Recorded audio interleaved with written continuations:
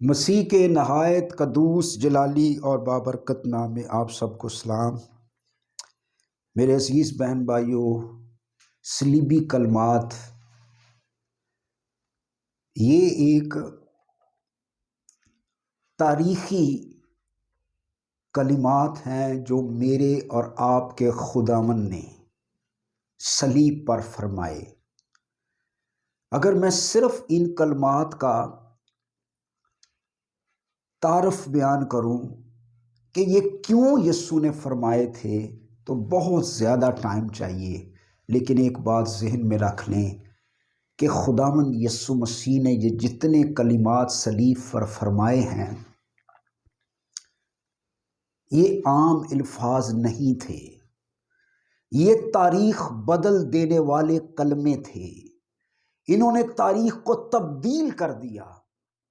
اور میرے عزیزو، ان دنوں میں جب ہم روزوں کے ایام میں روزے رکھ رہے ہیں تو اس میں سب سے بڑا پیغام یہ ہے کہ ہم مسیح کی صلیب کو یاد رکھیں۔ مسیح کی صلیب پر کیا کچھ ہوا، ہماری نجات کا انتظام ہوا، ہمیں لعنتوں سے چھڑایا گیا، ہمیں گندگی سے چھڑایا گیا، اور صلیب پر جو کلمات مسیح نے فرمائے وہ کائنات میں آج تک ان کا اثر ہے۔ اور پہلا کلمہ جو لوکا کی انجیل اس کے 23ویں باب کی 34ویں آیت میں ہے، پلیز اس کو دھیان سے سنیے۔ لکھا ہے، یسوع نے کہا، اے باپ ان کو معاف کر، کیونکہ یہ جانتے نہیں کہ کیا کرتے ہیں۔ اب یہ معافی عام معافی نہیں تھی۔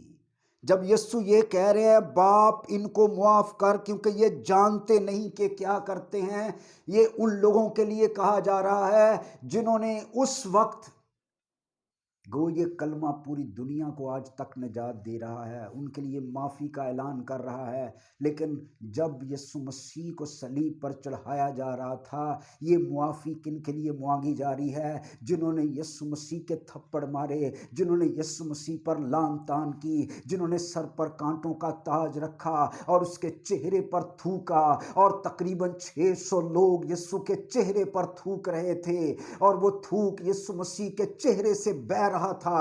اس لیے یسایہ کی کتاب 58 باب میں لکھا ہے،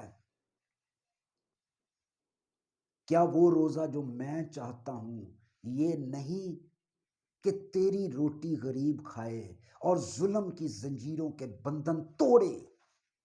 اب یسوع یہاں پر ظلم کیا جا رہا ہے لیکن ظلم کرنے والوں کے لیے معافی مانگ رہے ہیں۔ 600 لوگ اگر چہرے پر تھوکیں تو آپ غور کریں کیا حالت ہوگی۔ اور یسوع کی آنکھوں پر پٹی باندھتے اور تھپڑ مارتے اور کہتے، نبوت سے بتا تجھے کس نے مارا۔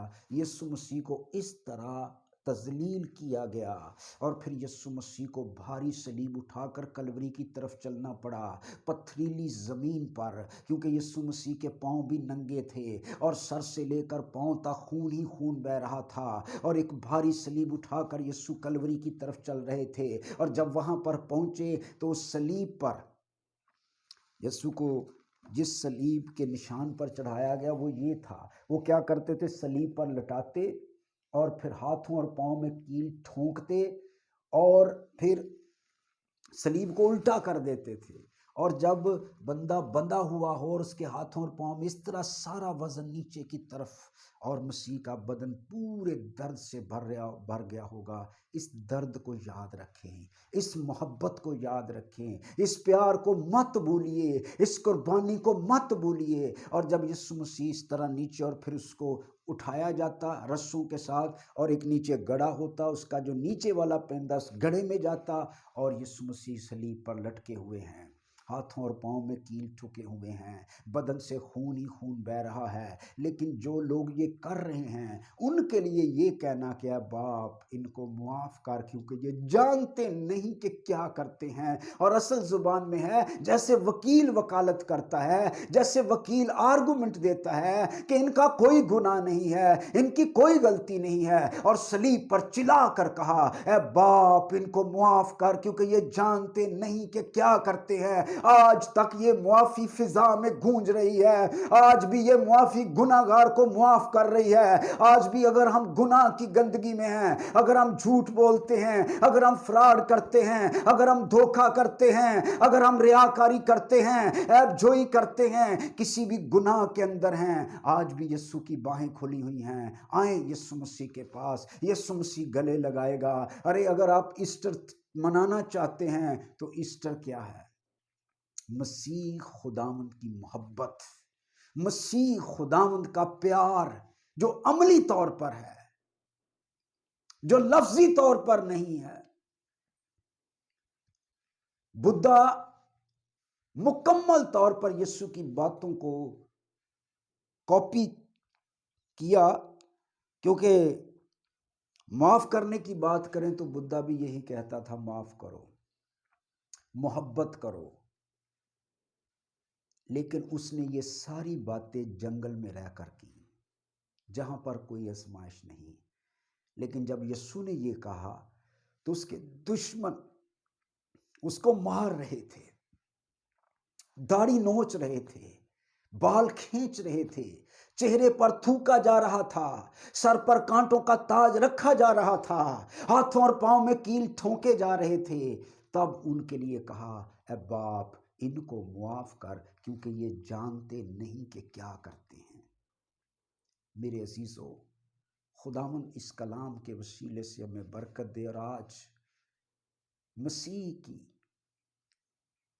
جی اٹھنے کی عید اگر ہم منانا چاہتے ہیں تو آئیں اس کی صلیب کو یاد رکھیں، اور اس کی صلیب کے پیغام کے اندر یہ جانیں کہ ہاں وہ میرے لیے مر گیا اور میرے لیے مردوں میں سے جی اٹھا، اور آج بھی زندہ خدا ہے، آج بھی زندہ ہے، اور آج بھی تیرے لیے تڑپتا ہے۔ لکھا ہے اب بھی میں تمہارے دل کے دروازے پر کھڑا ہوا کھٹکھٹاتا ہوں۔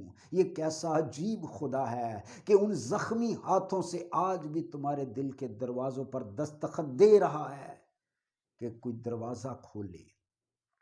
آئے میرے عزیزو، یہ دنیا تو ختم ہو جائے گی، یہ جو جنگ لگی ہوئی ہے یوکرائن اور روس کے درمیان، یہ شاید عالمگیر جنگ بن سکتی ہے، لیکن میرے عزیزو یہ دنیا ختم ہو جائے گی، یہ آسمان بھی، نظر آنے والا آسمان بھی ختم ہو جائے گا، سورج چاند ستارے ختم ہو جائیں گے، سب ختم ہو جائے گا، ایک نام رہے گا، اور وہ ناموں میں سب سے اونچا نام ہے، جو اندھوں کی آنکھیں کھولتا ہے، جو بہروں کے کان کھولتا ہے، جو لنگڑوں کو چلاتا ہے، جو مردوں کو زندہ کرتا ہے، جو نجات دیتا ہے، جو معافی دیتا ہے، جو صلیب پر مرا اور قبر میں رکھا گیا اور تیسرے دن مردوں میں سے جی اٹھا، وہی خداوند آج بھی ہمارے دل کے دروازوں پر دستخط دیتا ہے۔ آئیں ہم اس آواز کو سنیں اور دروازہ کھولیں، اور یسوع مسیح نے خود کہا جہاں میں ہوں وہاں تم بھی ہوگے۔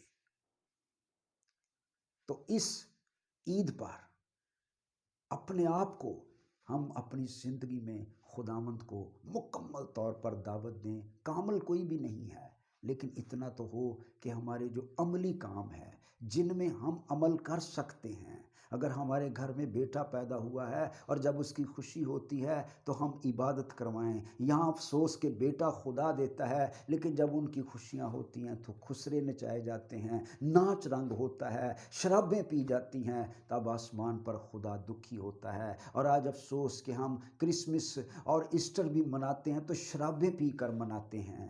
میرے عزیزو، اس پاک ہستی کا دن پاک طریقے سے مناؤ، اس پاک ذات کا دن منانا ہے تو پاک طریقے سے مناؤ اور اس کے حضور جھکو۔ خدا اس کلام کے وسیلے سے آپ کو برکت دے، اور اگر آپ نے برکت پائی ہے اور آپ سمجھتے ہیں یہ پیغام دوسروں تک پہنچے تو اس کو شیئر کیجیے۔ اور اگر آپ نئے ہیں، آج پہلی دفعہ ویڈیو دیکھ رہے ہیں، تو ضرور اس کو سبسکرائب کریں تاکہ آپ کو ان ویڈیوز کا نوٹیفیکیشن ملتا رہے۔ خدا آپ سب کو برکت دے، آمین۔